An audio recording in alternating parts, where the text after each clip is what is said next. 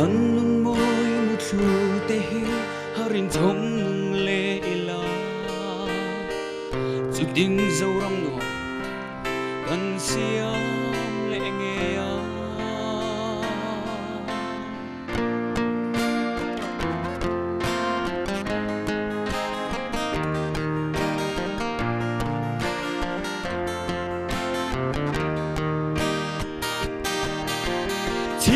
chuak sâu phật lên sông tê ta xóm về lê ram ta xiêm turin ram sân trong sân vàng ở buổi mấy lâu vì dâu nát khác sâu phật lên sông tê ta xóm về lê nam ta xiêm turin nam sân trong sân vàng ở buổi mấy lâu vì suy lung rual tên đi lên ra dâu nát khác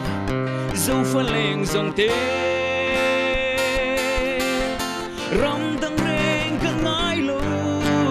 nam tăng reng cần ngái lâu dâu phật lên dòng tê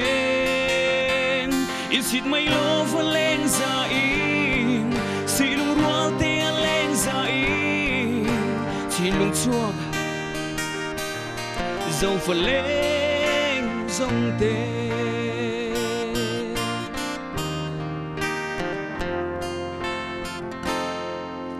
chim lê mà đã dâu phật lên dòng tê ta xóm về lê in sĩ khom turin nằm sân trong sân vàng ở buổi mấy lâu vì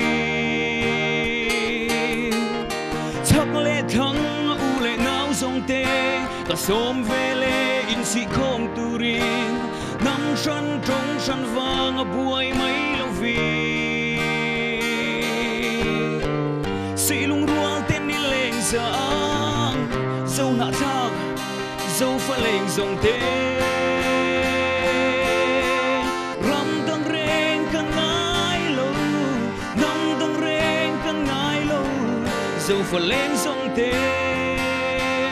in xịt mây lô phật lên ra in xị lung rual tê lên ra in chỉ lung chuộc dâu phật lên dòng tê chỉ lung chuộc dâu phật lên